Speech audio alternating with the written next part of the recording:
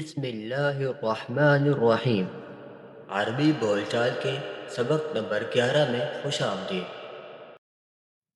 آج کے سبق میں ہم سیکھیں گے کہ اگر ہم نے یہ کہنا ہو کہ استاد صاحب کا گھر، یا ہم نے بتانا ہو خالد کا بستہ یا بیگ، یا کسی بھی چیز کے بارے میں بتانا ہو کہ یہ چیز فلاں کی ہے، تو ہم اس کو کس طرح عربی میں بنائیں گے؟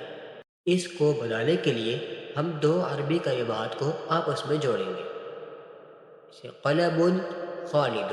اگر ہم نے بتانا ہو خالد کا قلم، تو ہم ان کو اس طرح ملائیں گے، قلم خالد، یعنی خالد کا قلم۔ جو پہلا کلمہ ہوگا اس کو ہم کہیں گے مضاف، اور اگلے والا مضاف الیہ کہلائے گا۔ ابھی ہم مضاف اور مضاف الیہ کی چند ضروری مثالیں دیکھتے ہیں، اس کے بعد ہم اس کے قاعدے سیکھیں گے۔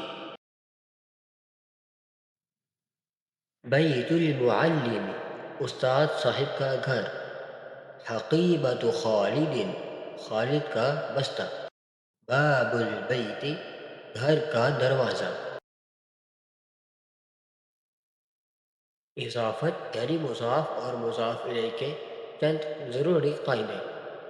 سب سے پہلے ہم مضاف کے قاعدے دیکھیں گے۔ مضاف پر الف لام نہیں آتا، یعنی ہم البیت المعلم نہیں کہہ سکتے۔ اسی طرح مضاف پر تنوین بھی نہیں آ سکتی، تو بیت المعلم یا بیت للمعلم یہ کہنا غلط ہوگا۔ آئیے اب ہم مضاف الیہ کے قاعدے دیکھتے ہیں۔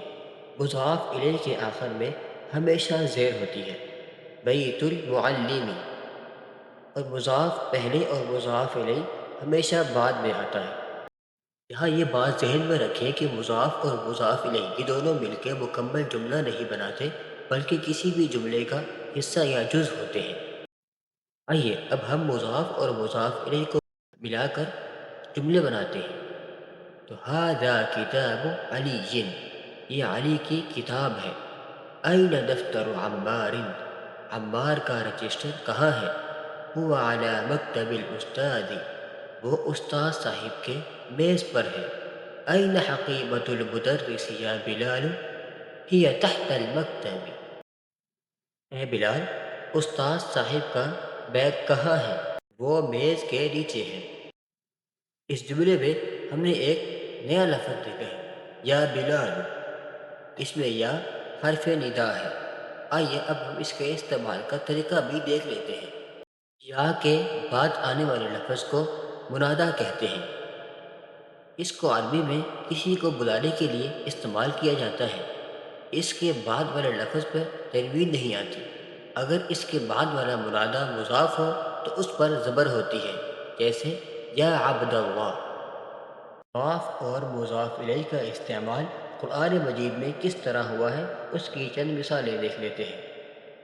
پہلی مثال، فقال لهم رسول اللہ ناقۃ اللہ وسقیاہا، تو رسول اللہ یہاں مضاف اور مضاف الیہ ہے۔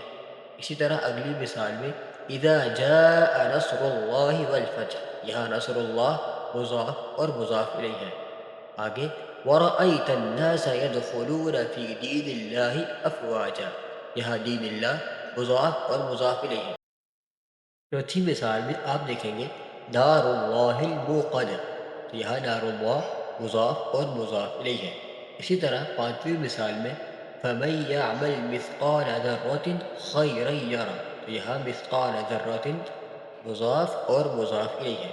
اور آخری مثال میں انا انزلناہ فی لیلۃ القدر، یہاں لیلۃ القدر مضاف اور مضاف الیہ ہے۔ ان مثالوں پر جب آپ غور کریں گے تو آپ کو معلوم ہوگا کہ جیسے کہ ہم نے قاعدے میں پڑھا تھا کہ مضاف پر الف لام اور تنوین نہیں آتی، تو یہاں کسی بھی مضاف پر الف لام اور تنوین نہیں ہے، اور مضاف الیہ پر ہر جگہ میں زیر ہے۔ اگر آپ کو سبق میں کوئی بات سمجھ نہیں آئی تو آپ کمنٹ سیکشن میں پوچھ سکتے ہیں۔ ویڈیو دیکھنے کا بہت شکریہ۔ ویڈیو کو لائک اور چینل کو سبسکرائب کرنا مت بھولیں۔ شکریہ۔